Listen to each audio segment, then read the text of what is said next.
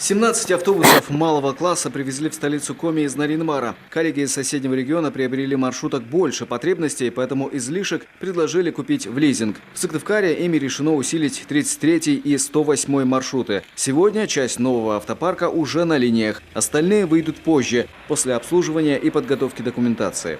В планах у предприятия привести автобусный парк к модельности определенной, то есть автобусы большого класса – это фазы, среднего класса – пазы, и малого класса – это мерседесы.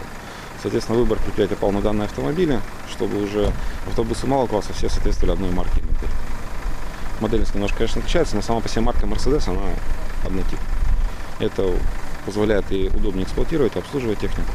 Подобные машины уже курсируют от автовокзала до фанерного завода и от плавательного бассейна до парчика Сыктывденского района. Однако эти еще комфортнее. Более вместительный салон, мягче сиденья, трехточечные ремни безопасности, климат-контроль, дополнительные поручни, да и потолки выше. С расширением подвижного состава теперь набирают и новых водителей. На сегодня не хватает 25 человек. Несколько сотрудников уже перешли на немцев с других автобусов и теперь активно их изучают. Освоить управление новой машиной необходимо за 32 рабочих часа. Новое изучаю, а так работал на пазиках, на лазах.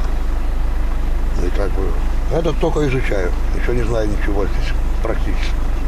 В недалеком будущем на улице Сыктывкара выйдут и дополнительные НИ-фазы. По их приобретению продолжаются активные переговоры. С приходом новых газомоторных автобусов окончательно и бесповоротно на заслуженный отдых уйдут старые икарусы, которым уже 20 лет. Еще одна из интересных новинок в работе пассажирских перевозок, которые начнут внедрять в этом месяце – мобильное приложение по отслеживанию маршруток. Это наведет порядок в расписании. Константин Куратов, Василий Янин, телеканал Юрган, Сыктывкар.